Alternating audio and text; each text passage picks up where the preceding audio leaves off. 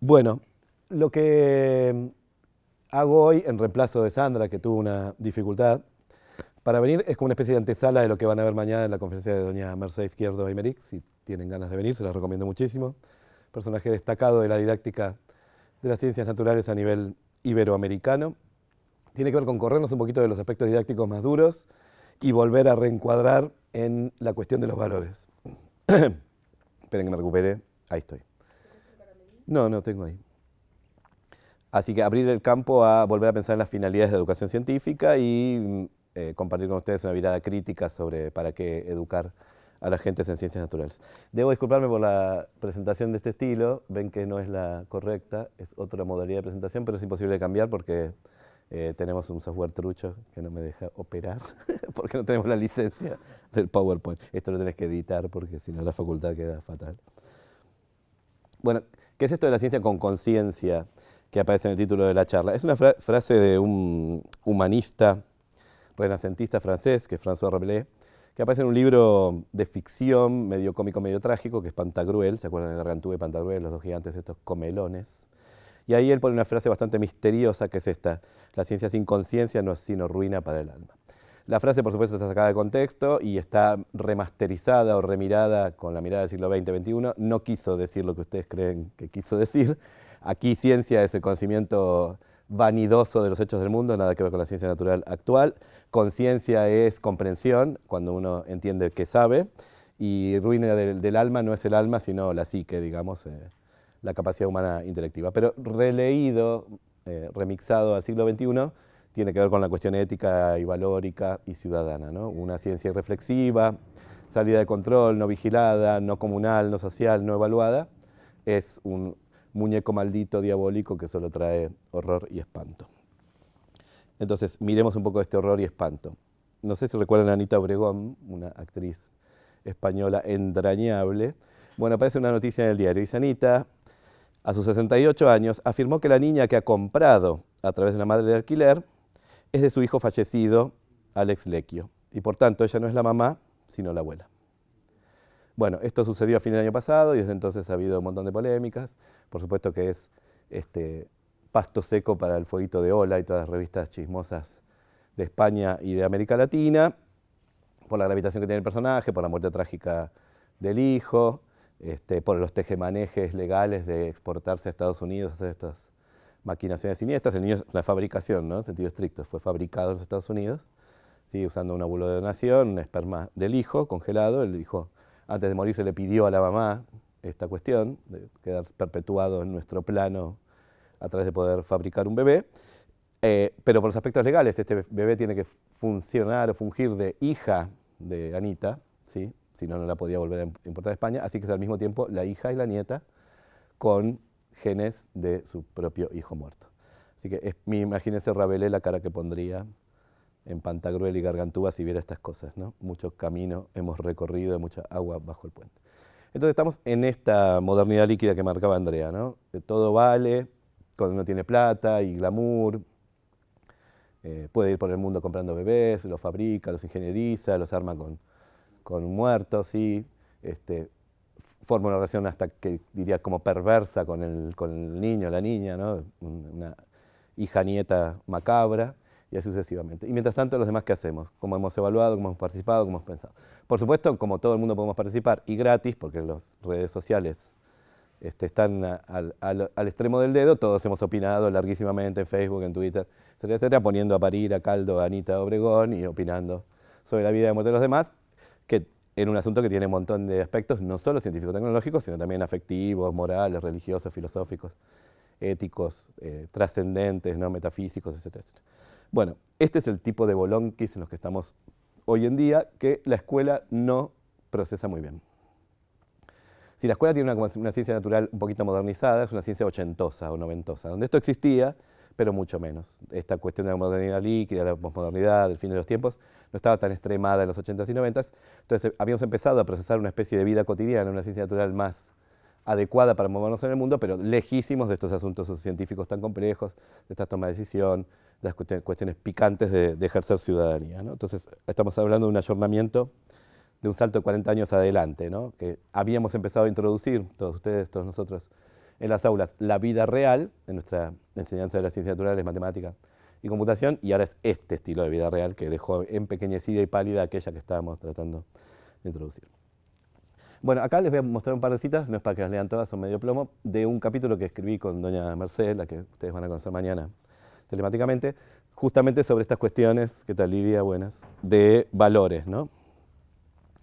Entonces nos situamos en el contexto de supuesta crisis de la educación científica, con un gran cambio del mandato social. El mandato social es lo que la sociedad en su conjunto espera de la escuela, de la educación general y en particular de la enseñanza de las ciencias, ¿sí? Ha instalada una fuerte idea de crisis, ¿sí? De parálisis, de desguazamiento del sistema. El fondo son tiempos turbulentos, todos estamos de acuerdo que creemos que la cosa ahora está picante y complicada, y entonces se vuelve a pensar en las finalidades que las sociedades democráticas están demandándole a la escuela y la educación científica en particular. Circulan propuestas de renovación, un poco reflexivas y rapiditas, con lógica política y haciendo como, tratando de atajar los cambios del tiempo, ¿sí? del estilo de vida, pero todas corriendo atrás de, y siempre malogradas y desafortunadas. Entonces, como hay muchísima producción innovadora, muchísimas sugerencias para la escuela, muchísimos cables que vamos tirando para hacer las cosas mejor, aparecen contradicciones adentro del sistema, ¿no? Entonces, luchamos entre un inmovilismo crónico de una de las instituciones más inertes, ¿sí? Que es la escuela, se parece a sí misma desde siempre, con una innovatitis exagerada, donde pretendemos cambiar todo, si es posible, en una superficie 2D de maquillaje rapidito para que parezca que estamos haciendo, ¿no? Entonces, en ese contexto es que quiero pensar en cambios didácticos, en sentido estricto, cambios de metodología de enseñanza, de formas en que enseñamos en la escuela, pero sometidos a escrutinio riguroso. No vale cualquier cosa. Hablábamos en el recreo recién, recreo de churros se llama, de la proyectitis, ¿no? De la introducción de la idea de proyecto como si fuese un estreno mundial, nunca dicho antes, lo dijo Dewey en 1905, imagínense. En las escuelas ricas y snob, como la última Coca-Cola del desierto. Los chicos hacen proyectos, un micro robot con una bandejita que te trae el correo, ¿sí? Una especie de mayordomo de Bruno Díaz y Ricardo Tapia de Arduino, ¿sí?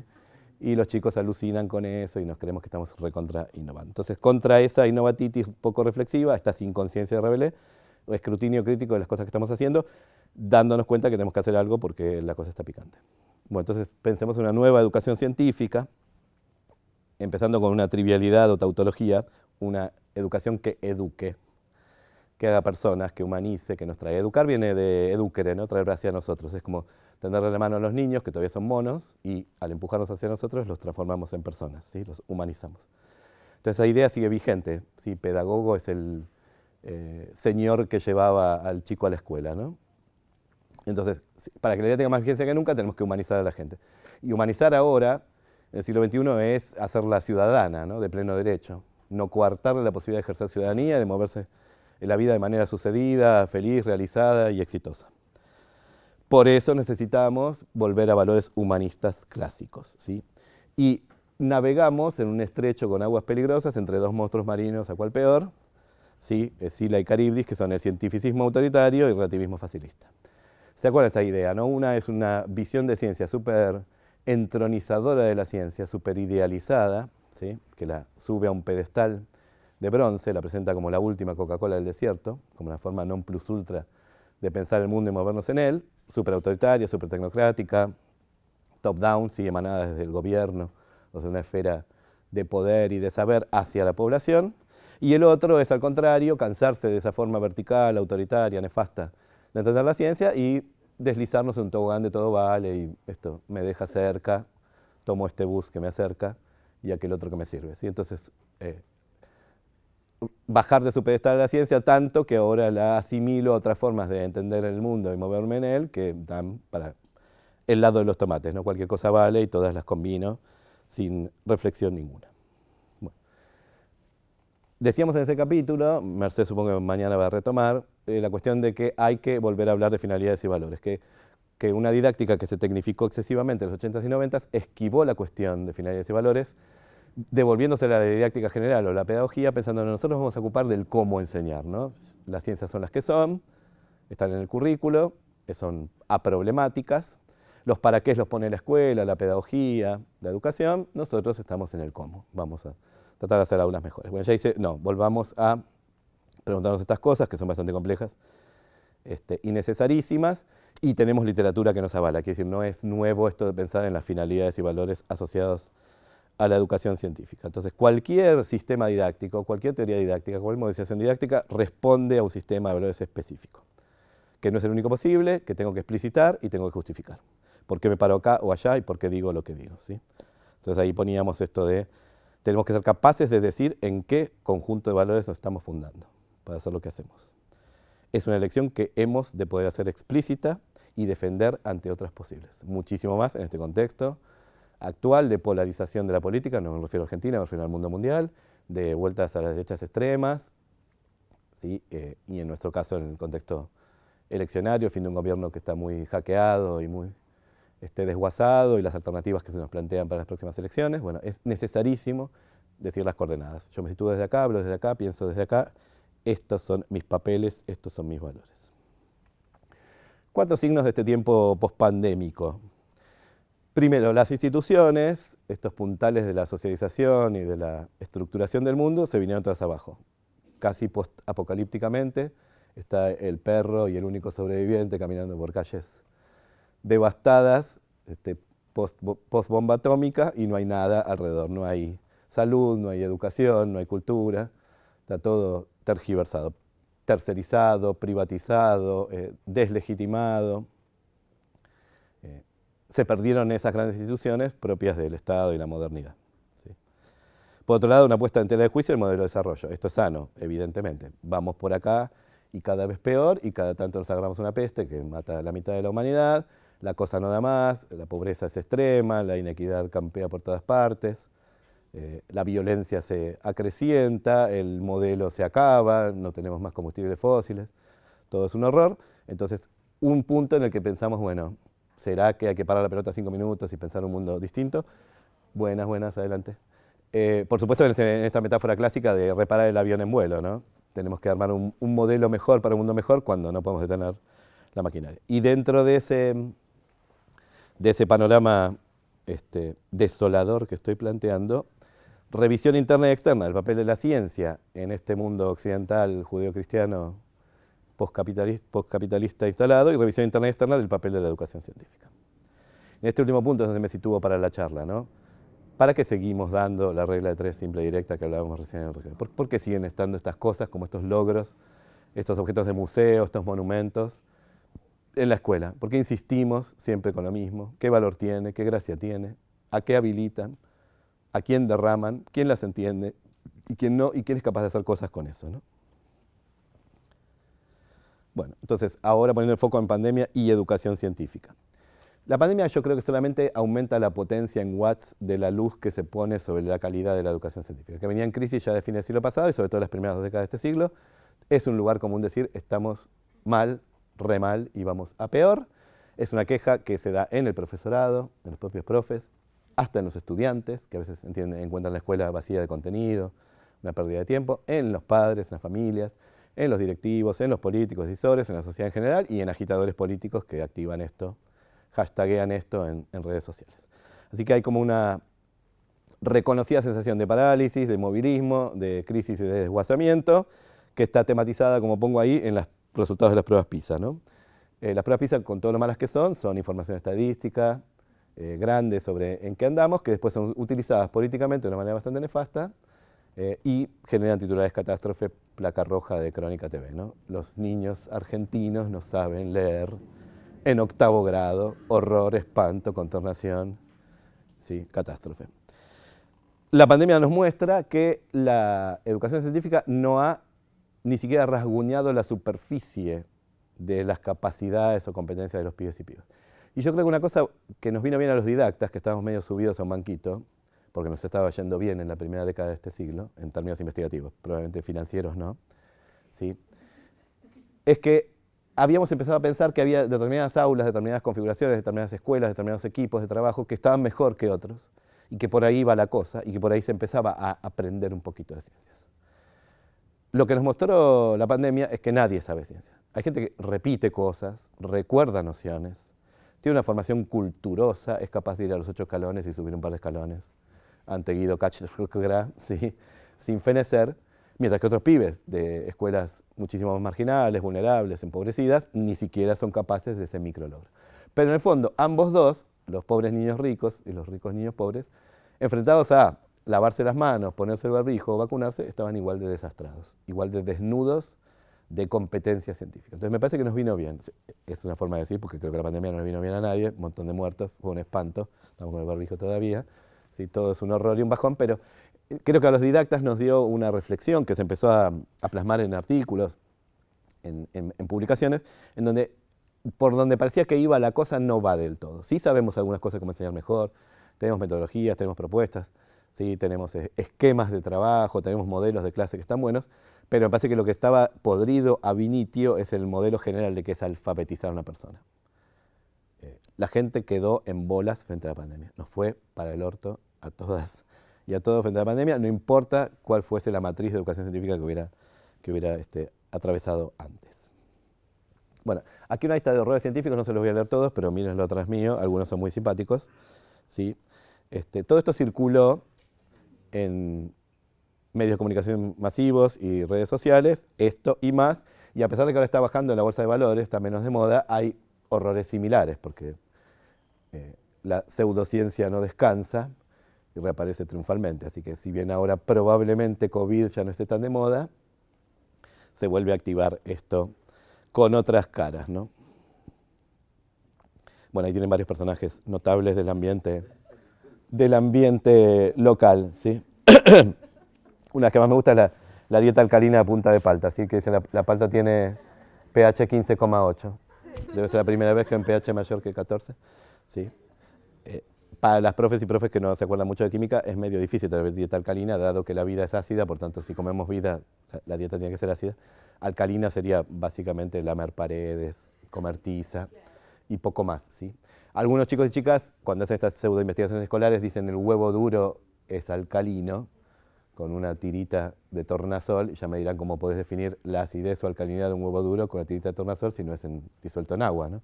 Está poco definido el pH de un huevo duro sin disolver con una tirita de tornasol encima. Entonces, ni siquiera hacemos una especie de ensayo de indagación de cómo es la dieta y para qué sirve, y circula obscenamente en los medios que si comes paltas y tiza, estás más linda que nunca, como la famosísima modelo, ¿sí? Bueno, entonces, acá falta ciencia, desde luego, faltan 4 o 5 ideas químicas, biológicas y físicas, pero mucho más importantemente falta naturaleza de la ciencia. Esto puede ser, por supuesto, agua para mi molino o para mi corral, ¿sí? Bastante egoísta de mi parte y bastante ubicador en una línea de trabajo, agendas, y les quiero decir que lo importante es la naturaleza de la ciencia, pero creo que tengo razón en esto. No solo yo, sino mucha otra gente que dice lo mismo, que dice, perdemos mucho tiempo en el contenido científico, que es evanescente, que es frágil, que es de corta duración, que sin una matriz conceptual más rica es nada, la nada misma, un conjunto de informaciones para ir a los 8 escalones, ¿sí? Y poco dedicamos a pensar cómo sabemos lo que sabemos, cómo hace la ciencia para saber lo que sabe, en qué momento a Plutón lo bajan de un ondazo de planeta y lo transforman en chiquitesimal, en chirucito planetario, ¿sí? ¿Cómo se hacen esas cosas? ¿Cómo se piensa en estas cosas? ¿Quién puede asignarle 15,8 de pH a una palta? ¿Sí? ¿Cómo se hacen estas cosas en el ambiente científico y en general en la comunidad completa, ¿no? ¿Cómo podemos hacernos cargo de la competencia científica y de participar en la producción de saber sobre el mundo natural? Entonces, si tengo razón en esto, lo que tendríamos que reubicar fuertemente en la escuela, no importa el nivel educativo, desde el inicial hasta el universitario, es la posibilidad de preguntarnos qué diablos es la ciencia y con qué se come, ¿sí? ¿Qué diantres es esa cosa llamada ciencia? En el sentido de entenderla como una empresa humana, profundamente humana, hecha por humanos y para humanos, que desvela, descula, averigua cómo es el mundo natural a través de procesos intelectivos súper fantabulosos, súper complejos, súper ricos, pero humanísimos, nada separado, distinto, solo para inteligentes y machos, ¿sí? Pero a su vez la crisis es muy grande, ¿sí? La escuela está puesta en jaque como dispositivo, vaciada de contenido, es un aguantadero, es unas murallas que protegen a los pibes del mundo real, es un comedor escolar, es un lugar para transitar, durar y transcurrir, diría Marilina Ross, durante el año, pero no hace nada. La educación es el botín de guerra porque está privatizada, es un bien, una commodity muy ambicionada. Imagínense las luchas de las universidades privadas por captar matrícula y cobrar cada vez más. La ciencia atraviesa un momento raro porque se abre a otras voces, extensiona, transparenta las paredes, es más social, es más sensible a las cuestiones sociales, pero a su vez sigue subida a un banquito, sigue desestimando algunos discursos, sigue hablando desde un lugar de privilegio, sucesivamente. Campean negacionismos y pseudociencias, ¿sí? Acá hay distinciones sobre qué sería una teoría paralela, no científica, pero paralela a la ortodoxia, de aquellas que niegan abierta y descaradamente la ciencia tal cual la conocemos, con este telón de fondo de posverdad y de modernidad líquida. Y entonces nos preguntamos, una ciencia de este estilo, más humanista, ¿no? Que vuelva más a los valores humanos, que sea más económica, menos ideas a incrustar o encajar en la cabeza de los pibes, pero más significativa, y con este fundamento epistemológico que les planteo, ¿alcanzará o estamos con un replanteo más tirabombas, más iconoclasta que diga, bueno, la escuela se acabó, listo, probemos con otra cosa porque esto no va más, eso es del siglo XVIII, XIX, esa modalidad con otra sociedad, otra cultura, otros valores, y ahora se agotó definitivamente, ¿sí? Entonces, enfrentamos el problema de la renovación, que no sea renovatitis, en una línea que yo creo que es bastante modesta la que les voy a plantear, en un momento que la renovación es necesarísima, pero que no hay contexto que ayude a ella, hay prisas, hay poca plata, hay esnovismo, hay voces encontradas, hay lobbies, con muchos distractores, y creo que acá el principal mal distractor es las tecnologías digitales, como hay muchas y buenas y avanzan muy rápidamente, y la pandemia las colocó en el centro de atención, parece que poner 3 cañones que no proyectan, y uno más clarito y otro menos clarito, como nos explicaron hoy desde Bedelía, soluciona la cosa, ¿no? Si mi clase fome, mi conferencia fome del horror era un aburrimiento, ahora es fantástica y glamorosa porque yo se las proyecto en 3D como tiburón, y ven acá mis ideas fantabulosas en Times New Roman 54, ¿sí? Proyectadas a no sé cuántos lumens de potencia. Entonces está distrayendo mucho la cuestión de la tecnología digital, como si, entonces quien tiene acceso, quien tiene dinero, quien tiene capacidad humana y técnica, despega. Esta escuela programa Arduino, esta escuela hace robótica, esta escuela participa de Olimpiadas del Vacío y la Nada, ¿sí? Entonces, parece que las otras que no son las últimas orejonas del tarro. Y por supuesto la opinión pública en actitud de sospecha perpetua. Mi padre decía en actitud de pancarta, ¿no? Todas mirando mal a la educación haciendo caritas. Entonces, ¿cómo hacemos con la formación de profes? Yo propongo una aproximación bien modesta de orden cero, que es volver a las preguntas clásicas de César Coll, un pedagogo catalán. ¿Para qué enseñar ciencias naturales? ¿Qué enseñar y cómo enseñar? Las preguntas no son muy originales, son un clásico absoluto, pero fíjense que Coll las organiza de una forma antiintuitiva, distinta a la que organizamos los profes. Se pregunta primero por el para qué, recién después por el qué y por último por el cómo. Esto es un enjuague de humildad para la didáctica. Lo que parecía que era el centro de nuestra atención y de nuestra investigación, cómo, es muy menor. De alguna forma se infiere naturalmente de habernos preguntado por el para qué y del qué. Si tengo razón en esto, y tantos años de trabajo con Lidia en el grupo, el qué es fundamental. Esto de que hay una ciencia separada de nosotros, es la única que hay, dijo una profesora que una vez nos confrontó a nosotros dos. La química es una sola. ¿Quién soy yo para hacerle algo, ¿no? A ella? En lugar de pensar que hay muchas químicas, en muchos contextos, para muchas cosas, para distintas poblaciones y audiencias, la química de verdad está en la oficina de pesas y medida de París, yo solamente la tengo que traer, y bajar, que es el verbo preferido, bajarla a las almas estúpidas y mediocres de los educandos en la escuela, ¿no? Entonces, acá estamos colocando en el centro la pregunta del qué. Volvemos a pensar qué física, qué química, qué biología. Bueno.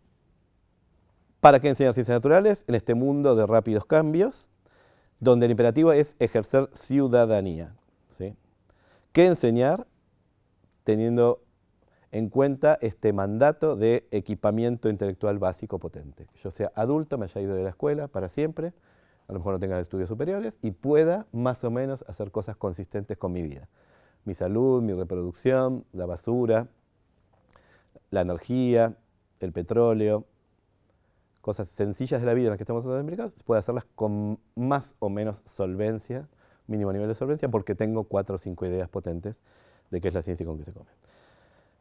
¿Y cómo enseñarlas? En este mundo marketinero y glamoroso de tercerización y de supuestos expertos, ¿sí? En el que la idea de enseñanza activa enmascara la falta de teorización abajo, ¿no? Yo te voy a vender la forma de enseñar, mantener a los chicos despiertos y con gracia. El epítome de esto, lo voy a mencionar porque es bien conocido, es profesor de física de Estados Unidos, glamoroso, que tiene colgado un péndulo de 700 kilos en el aula, ¿sí? No sé si lo vieron, pone un estudiante en la pared y suelta el péndulo tocándole la nariz y le dice y le jura, los chicos lo sostienen al pibe, que cuando el péndulo vuelva no le va a destrozar la cara, ¿sí? Sudor frío y horror, música de mago, serruchan a la modelo y el chico está ahí aterrado y el péndulo llega hasta la nariz y vuelve a pasar, ¿sí? Eso no es física, eso no es enseñanza física, eso no es educación física, eso no es innovación. Es una superficial comprensión de lo que es una enseñanza activa, marketinera, que no enseña a nadie. ¿Para qué vamos a enseñar? ¿Sí? Creo que la respuesta a esta pregunta es la menos nueva de las tres que me voy a hacer hoy. Tenemos muchísima producción y buena, ochentosa y noventosa, y ahora reactivada por esta recentración de la posmodernidad, la modernidad líquida y de la pandemia. Creo que el pendiente acá es hacer carne esta literatura de nuevas finalidades, que eso ya está dicho, ya está pensado, ya está escrito, ya está publicado, y que lo que falta es que llegue de verdad a la escuela. Está todavía dicho por ahí, escrito, sobre todo en documentos ministeriales, profusos en esta retórica, y después, 2 páginas después, aparecen los contenidos, MRU, MRV, aceleración, velocidad, qué sé yo, uno dice, bueno, empoderar a la ciudadanía para decidir sobre sus vidas. MRU, ¿cómo estaría empoderando a la ciudadanía, ¿no? Te quedas pensando. Entonces, urgente trabajar en torno a esta pregunta, establecimiento de políticas, diseño de currículos, formación de profes y lo que nos convoca acá hoy, en estos 3 días de jornada, producción de actividades y materiales, ¿no? Modélicos o epitómicos que nos permitan hacer cosas. Un mega resumen, mapa resumido de para qué enseñar, ¿no? Educación científica de calidad para todos y todas, que esta es la frase como de UNESCO noventosa que yo tomo. Vivir una vida realizada, sucedida, feliz, ejercer ciudadanía plena y, si se puede, disfrutar de la ciencia también, ¿sí? Consumir productos de divulgación científica de buena calidad, estar al día de lo que sucede en la ciencia. A través de comprender, gestionar discurso e intervenir en aspectos concretos del mundo natural, tomar decisiones fundamentadas, informadas, ¿sí? Apoyadas en saber científico tecnológico, participar activamente en debates y controversias, no quedarse mudito afuera con caritas, y evaluar críticamente la actividad científica como proceso y el conocimiento científico como producto. Todo esto coherente con un sistema de valores que compartimos, que incluye centralmente sostenibilidad, equidad y justicia social. Para que esto no sea de nuevo retórica ministerial de las primeras páginas, tengo que operacionalizarlo en la vida real. Bueno, entonces, ¿para qué enseñar? Delors, que es un funcionario francés, decía esto de saber, saber hacer y a la vez ser y vivir juntos, ¿no? Una ciencia que además me permite posicionarme en el mundo, funcionar con otros, ser mejor persona, ejercer mis derechos y no coartárselos a nadie más. Para eso uso un acervo teórico, Patrimonio UNESCO de la Humanidad, que son estas ideas científicas grandes que nos ha legado la humanidad. Admirables y monumentales, pero al mismo tiempo nuestras y propias, que nos ayudan a dar sentido a los hechos y resolver problemas. Actuar competentemente en asuntos ultracomplejos, que vamos a llamar sociocientíficos, y aprender estas cosas que mencionaba Andrea de nuestras líneas de investigación, indagar, argumentar, modelizar, pensar autónoma y reflexivamente sobre problemas, ¿sí? Entender aspectos de naturaleza de la ciencia sin caer en el endiosamiento cientificista y el denostamiento relativista. Entonces, en la diapo anterior marcaba la idea de estos asuntos con base científica y gran centralidad social. Entonces, el para qué ya me va sugiriendo qué tipo de asuntos, qué tipo de problemas, qué tipo de proyectos. Los podemos llamar, como llaman los franceses, cuestiones socialmente vivas, ¿no? Asuntos sociocientíficos. Son toy models, modelos a escala chiquititos, sencillos, de asuntos que encontrarán los pibes y pibas cuando sean grandes y ejerzan ciudadanía. No son exactamente esos asuntos, que son intratables en la escuela, los exceden muchísimo, pero son como versiones a escala, en chiquitito, fabricadas por el profesorado para que ellos empiecen a poder ejercer ciudadanía a la chiquita. ¿Se acuerdan de la República de los Niños, ¿no? En Gonet, que tenía esta idea del pequeño parlamento, ¿no? Entonces hacemos de diputado, aprendemos las reglas de la vida democrática, qué sé yo, qué sé cuántos. Bueno, acá es algo parecido, ¿no? Aprendemos a mirar con ciencia natural el mundo en asuntos que están cuidados, que son cuidadosos. Y acá para los profes de biología, salud, etcétera, esto es importante, porque a veces en el afán y atropello de meter esos asuntos, metemos asuntos de verdad. Por ejemplo, el diseño de bebés. Tener un bebé ingenierizado para que provea de médula ósea o cordón umbilical, células madre, bla, bla, bla, para otro bebé que ya habías tenido que tiene alguna condición médica grave. Eso no se puede introducir en el aula tan fácilmente. Son asuntos que tocan a lo ético, lo moral, lo político, lo religioso, las creencias de las personas y además pueden afectar a algunos de los chicos y chicas que están en la propia aula, ¿no? Requieren este tipo de asuntos, toma de decisiones colectivas e individuales, informadas por la ciencia y la tecnología y, por supuestísimo, importantísimo, cruzan con argumentación porque implican la producción y análisis de argumentos de buena calidad. ¿Por qué digo lo que digo? ¿Desde dónde me sitúo? ¿Desde dónde mito? ¿Por qué creo que lo que vos decís no está tan bien? ¿Cómo te convenzo de que mi punto de vista es mejor o más robusto? Etcétera, etcétera, etcétera. Bueno, asunto social picante, ¿no? Este es el de el agua lavandina. Tomar en la tele con cara de presentadora agua lavandina y creerme la última Coca-Cola del desierto. Todo extracción de dimes y diretes de los periódicos, ¿no? Murió el paciente que recibió el dióxido de cloro por orden del juez. La MAT recordó que no está autorizado el dióxido de cloro. Los expertos criticaron al juez por ordenarlo como un medicamento. Demandaron al sanatorio Otamendi por incumplir la orden, ¿sí? Denuncian al juez que ordenó administrarle, etcétera, etcétera. O sea, nos perdemos en un laberinto legal, dimes y diretes, quién dijo, quién dejó de decir, quién decidió, quién dejó de decidir, sobre la vida propia y ajena, sobre individuos y sociedad en su conjunto, sobre instituciones, sobre salud pública y un largo etcétera, ¿sí? Un año entero de pelota atravesando la cancha, diciendo, bueno, debes, no debes, yo puedo, yo no puedo, soy libre o no soy libre de tomar lo que yo quiera. Bueno, esto nos lleva entonces a examinar este tipo de asunto. Este está un poco de modé, por cierto, pero lo traje porque es más sencillo ingenierizar y mirar como bajo el microscopio sin que no sea tan complejo, con naturaleza de la ciencia. Entonces pensar que un argumento pseudocientífico o negacionista es la de la igualdad ante la ley.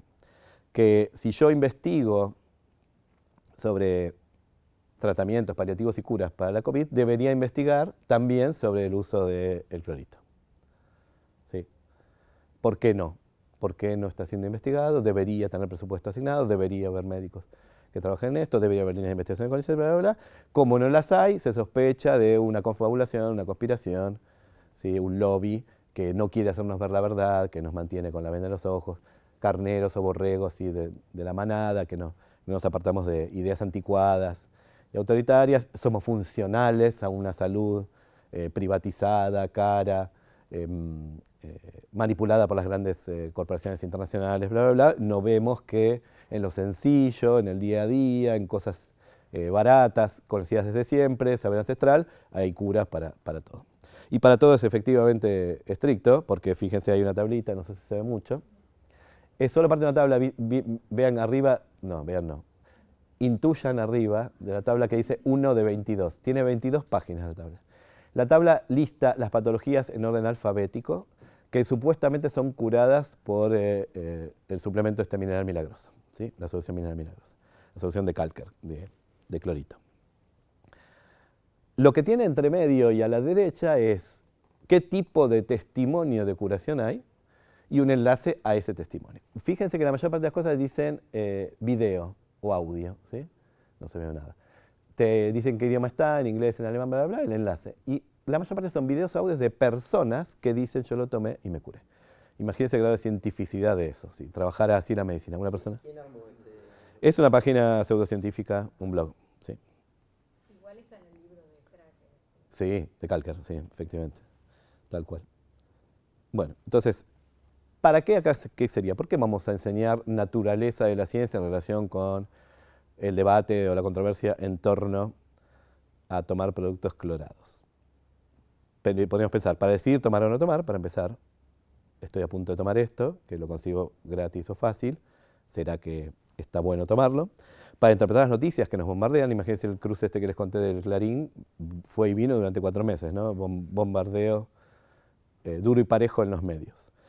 Para prepararse a la discusión, cuando me dicen que soy borrego, que tengo la venda sobre los ojos, que me niego, que soy parte de una maquinaria, un sistema, y para apoyar medidas de salud pública consistentes con esto, ¿sí? Entonces tenemos abundantísima y variopinta información, la página del dueño de la solución milagrosa y artículos en contra, un blog interesante de Agostinelli que tiene cuestiones de chequeado, ¿no? De chequear la información, y aquí tenemos al mister alemán este.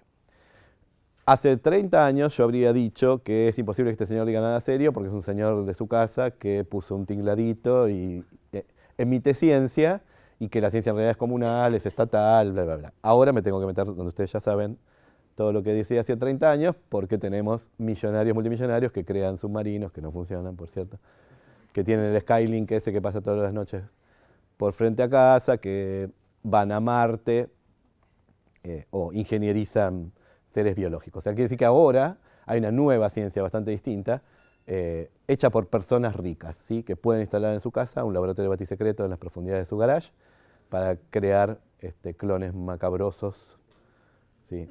de tortuga y dominar el mundo. Entonces, este señor parecería de este estilo. No es rico y glamoroso, señor alemán, que empieza con los testimonios propios, yo lo tomé y me curé, estoy más lindo que nunca, y después hace pseudociencia y superchería.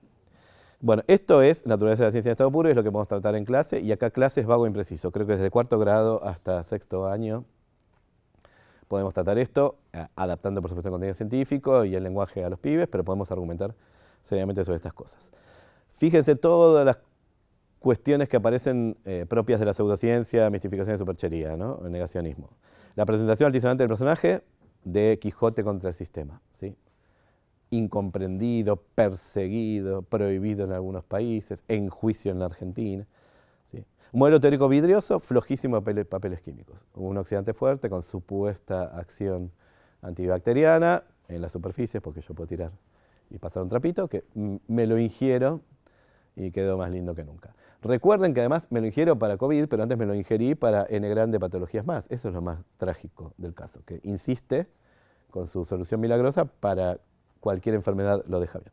Recuerden el blooper de Trump, peluca naranja, cuando dijo, pero si el lisoform mata el 99.99, ¿por qué no me lo inyectan? Y ya, terminó. Bueno, eso está en la base de acá. Aunque no lo crean, ese señor que se cree científico y publica, dice boludeces del estilo, porque usa como justificación papers que hablan del poder desinfectante, ¿sí? De la solución milagrosa in vitro, en superficies, y no tomado, ¿sí? Como un sistema biológico complejo. En particular, recuerden otro episodio similar, bien interesante para trabajar en clase de secundaria básica, que es el de tomar abrasivos o detergentes para que el virus que está enganchadito en la faringe caiga, ¿sí? Esófago abajo y se vaya, ¿no? Entonces te imaginas esos virus de goma adhesiva, así con carita, con los ganchitos, agarrados de la faringe todos ahí con carita de propaganda del isoform, y vos le tirás el abrasivo, que eran bicarbonato de sodio, cosas espantosas, súper detersivas, y haces un poco de gárgara y eso te tira el virus abajo. Cero interacción, imagínense, los virus no andan sueltos por ahí. Justamente la gracia es que se integran rápidamente al sistema biológico y hacen cosas adentro. Entonces pensar que están enganchados con cara de goma verde y dientecitos, ¿sí? De una supuesta faringe que los voy a tirar abajo tomando un detergente o un abrasivo es una gran ingenuidad. Entonces toda la cuestión química, física y biológica está súper cutre. Después la negación absoluta de la evidencia indirecta que tenemos. Ellos dicen, pero ¿por qué no hacemos un estudio controlado, doble ciego, serio sobre el clorito? No lo hacemos porque ya sabemos que la gente y cloro no estarían combinados en la misma frase. Lo sabemos de la Primera Guerra Mundial, ¿sí? Y después todo el mundo tuvo un soponcio lavando la bañera con productos de limpieza. Todo el mundo sabe que el cloro nunca es una buena idea, ¿sí? Entonces, no hace falta volverlo a investigar. Indirectamente, de manera analógica, porque los modelos forman familias horizontales, sabemos que cloro y personas no son una buena idea. Entonces no hay que poner ni un peso más. Ahora, una vez más, tengo que investigar seriamente, de manera sistemática y usando el método científico, a ver si me tomo cloro activo, revenenoso, y me curo y quedo divino, ¿sí? Después hace la parte desopilantes, esos estudios in vitro falsificados o animados. Tiene estudios animados, usa applets y entonces anima, y eso parece una prueba científica, ¿sí? Estudios in vivo sustituidos en evidencia anecdótica y fanática, ¿sí? Y después, por supuesto, referencias súper incorrectas, maniqueas, torcidas a trabajos científicos ajenos. Entonces ahora nos movemos al qué. Aquí el contenido científico se nos puede diluir porque el quilombo social es muy complejo. Salud pública y privada, decisiones personales, liberalismo y libertarismo. Se nos va rápidamente de las manos. Imagínense, primera sección de secundaria o secundaria superior. Los pibes tienen mucho para decir, mucho para pensar, están implicados porque tienen familiares, amigos, barrio, etcétera, que están en el debate, y puede terminar siendo una charla de cafetín salida de control, ¿sí? donde la gente se fanatiza rápidamente y pasa a los golpes, aunque sea golpes intelectuales y argumentativos. Pero creo que tenemos que volver a la química pura y dura, una sencilla idea.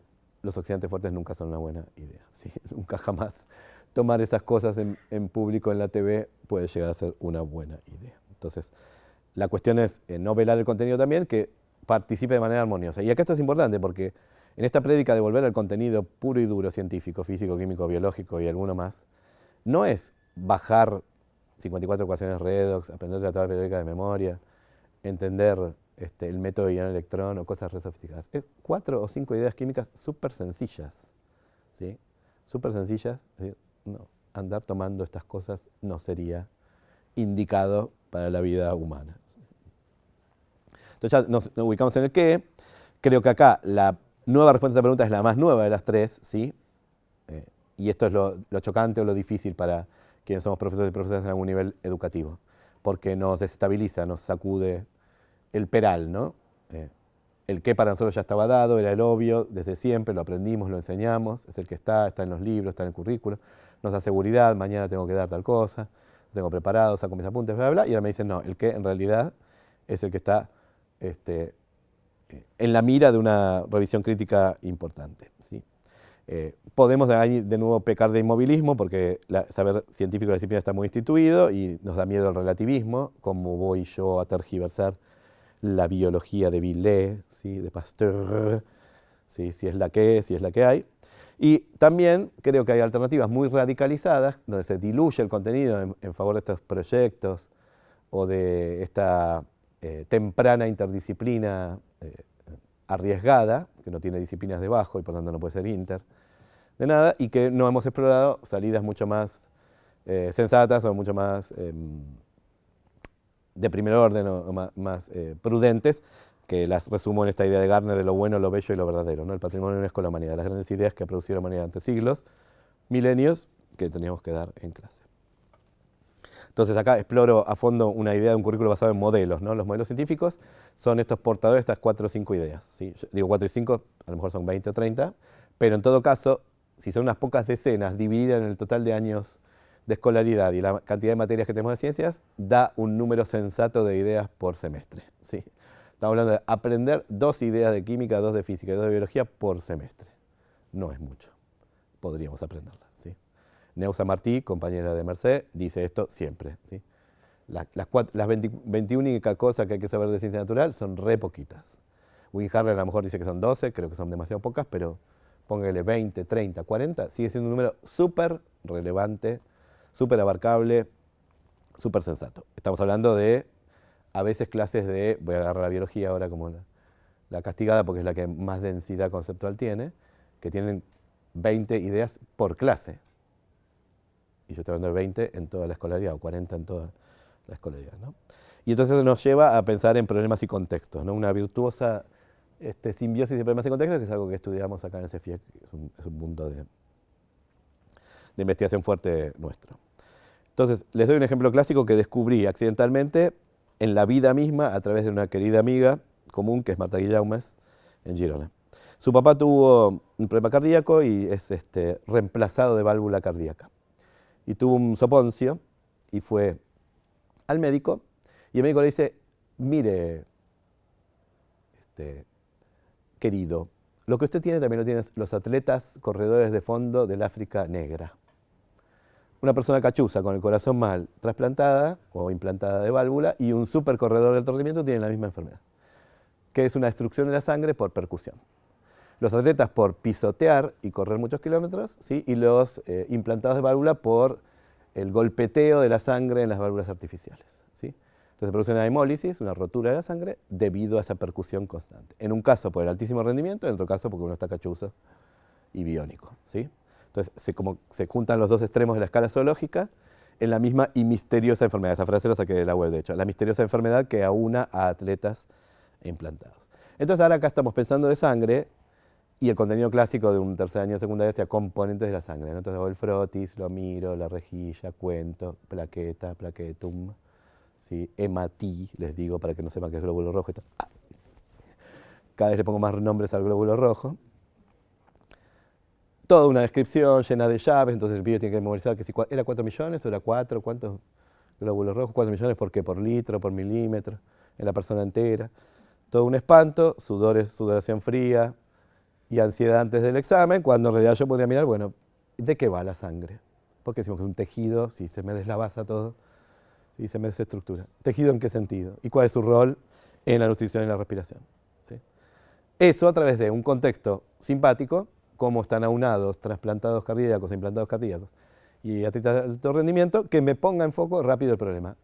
¿Qué es esto de los hematíes? ¿Qué parte de la sangre es esa? ¿Qué función cumple? ¿Por qué si se me autodestruye? ¿Sí? Fíjense que decimos anemia, ¿sí? Falta de sangre, en realidad falta de glóbulos rojos en general, no a otros componentes de la sangre. Está identificado que lo peor que te puede pasar en la sangre es que te falten los glóbulos rojos, que es lo que no te permite seguir haciendo estas cosas correctamente. Ahí tengo ese título de un paper todo snob que encontré en la web sobre anemia hemolítica secundaria a regurgitación periprotésica, se llama. Bueno, entonces, desde qué vayamos al cómo.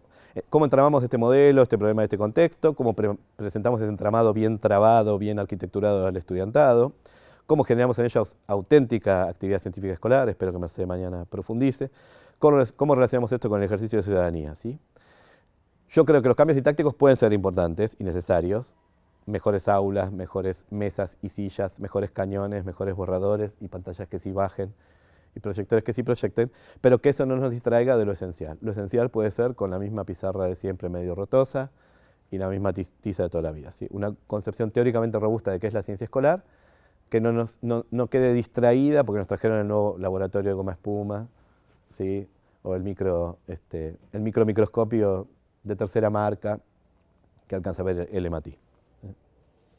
Entonces, yo hablaba de estos verbos, ¿no? Indagar, modelizar, argumentar, y con la mirada metateórica de naturaleza de la ciencia.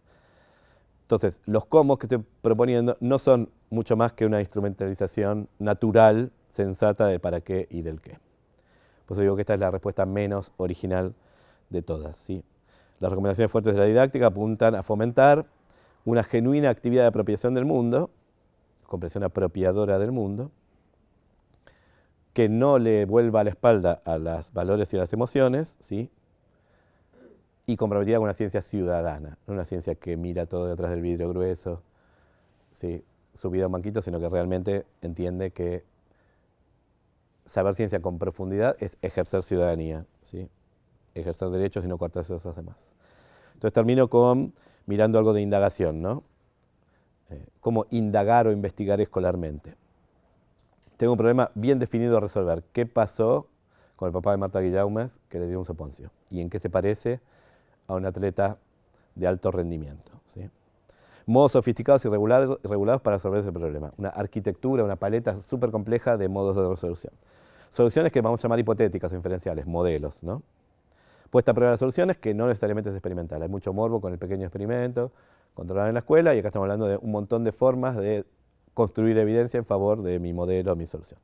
Comunicación constante del octavo. Los chicos tienen que escribir, leer, hablar, producir argumentos, explicaciones. Y reflexión metateórica sobre la naturaleza de este proceso. Bueno, les cuento una actividad. La que me faltaba, miren lo que es la foto. Una actividad de indagación, no sé si allá se ve un poco menos peor, no, fatal. Bueno, esta es la menos peor foto que encontré de luces de Marfa. Las luces de Marfa son un fenómeno paranormal detectado en el condado de Marfa, ¿sí? En el sudoeste de Texas, en los Estados Unidos, desde mediados del siglo XIX y en la segunda parte del siglo XX magnificado y transformado en fenómeno turístico. De hecho, se construyó una plataforma de visionamiento de las luces de Marfa y hay un festival anual de luces de Marfa ahí, ¿sí? Las luces de Marfa son luces globulares, irisadas, a poca altura del suelo y se mueven rápidamente en línea recta. Aparecen en determinadas épocas del año, están súper tipificadas, revistas, redetectadas, como les digo, desde el siglo XIX por lo menos, pero con mucho más morbo a partir de la década del 50. Por supuesto que da para un montón de explicaciones mitopoéticas, de sentido común y sobre todo ufológicas y conspiranoicas. En la no foto que ustedes no ven, a la izquierda hay rayos y actividad eléctrica atmosférica. Después hay la contaminación lumínica, la polución lumínica de Terlingua, que es la pequeña localidad que hay ahí. Luego hay antenas de radio y televisión. Y por último, a la derecha, con las tres flechitas, aparece la luz de Marfa. imaginen, supongan, googleen o busquen en vuestro teléfono. ¿Cómo se han explicado las luces de Marfa? Con ovnis, y acá es interesante porque es la misma explicación que en el Uritorco, y de hecho es el mismo fenómeno. En el Uritorco también son luces de Marfa, lo que sucede, ¿sí? Fuego fatuo, ¿sí? Que es esta, la luz mala. Almas en pena de los conquistadores españoles, y parece que también había una explicación de los pueblos originarios que no alcancé a encontrar en ninguna parte. ¿Sí? Se habla de que los pueblos originarios ahí tenían una explicación para esto, pero no la logro encontrar. Por supuesto hay varias más, pero tienen acá como 4 para regodearse en el horror, ¿no? Cómo explicar estas luces. La idea de luz mala está extendida en toda América, obviamente, y es una idea antigua europea. Tiene varias explicaciones científicas diversas según el tipo de luz mala de que estamos hablando, así que fuego fatuo sería una de ellas, muy extendida en nuestras latitudes. Si lo queremos recentrar científicamente, ¿cómo podemos dar explicaciones científicas? Bueno, necesito física, química y biología, mucho más no hay. Bueno, también hay geología, ciencia de la atmósfera, ¿no? Deflagración de gases, de hecho ahí pasa una tubería de gas natural sobre la superficie, no está enterrada. Fuego de San Telmo, que es un fuego eléctrico, típico de los mástiles de los aviones, iba a decir, de los barcos, ¿sí? Fenómenos atmosféricos, o fata morgana. Fata morgana es un tipo de espejismo que se llama espejismo superior. Fíjense, el espejismo clásico, que es la mancha de aceite en la ruta, ¿sí? Fíjense cómo se tuerce la luz, se tuerce hacia arriba, porque el aire cerca de la superficie está más caliente que el aire más arriba. Entonces la luz se tuerce así, entonces uno ve como si lo que estoy viendo por encima se viera desde debajo. El espejismo superior es exactamente el contrario. El aire cerca de la superficie está más frío, la luz se comba, se tuerce al revés, entonces lo que está debajo yo lo veo arriba. Aquí tienen una espectacular foto, esta se ve un poco mejor, de un carguero, donde se ve el fata morgana del carguero. Imagínense esto visto de lejos con la curvatura de la Tierra y la bruma, en general el carguero no se ve, solo se ve el fata morgana por encima y es espectacular.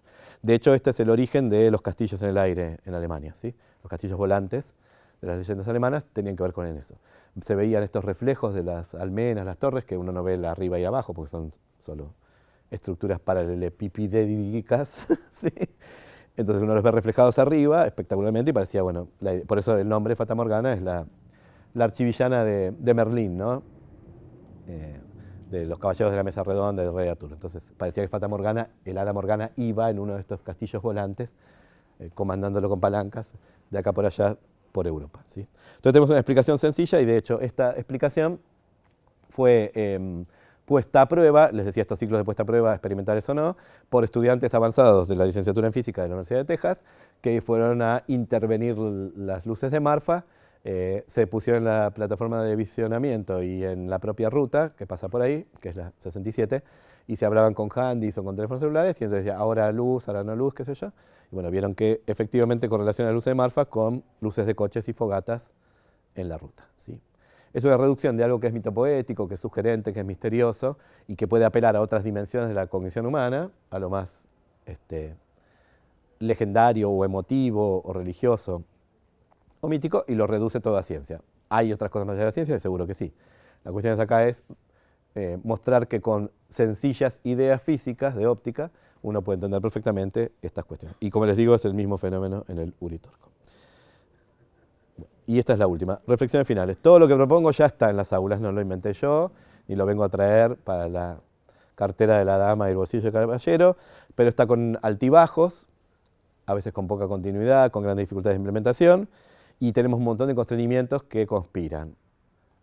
Directivos, inspección, libros de texto, formato escolar, número de horas por semana, paros, goteras, todo lo que ustedes quieran.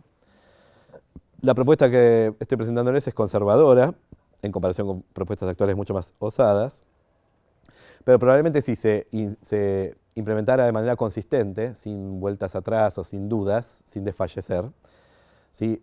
Sería un salto adelante respecto a las prácticas tradicionales. Y acá un par de virtudes que le encuentro. Organicidad, sobre propuesta sistemática, teórica, bien basada sobre la idea de modelización, con buenos fundamentos recontra investigados durante 40 años por grupos de referencia en el planeta en general y en particular en Hispanoamérica, que tiene sentido para el profesorado, y esto quisiera que ustedes me digan que sí o que no ahora en las preguntas, y coherencia con las finalidades y valores que estuve volviendo a colocar o discutir con ustedes, ¿sí? Bueno, muchísimas gracias a todas y a todos. Gracias.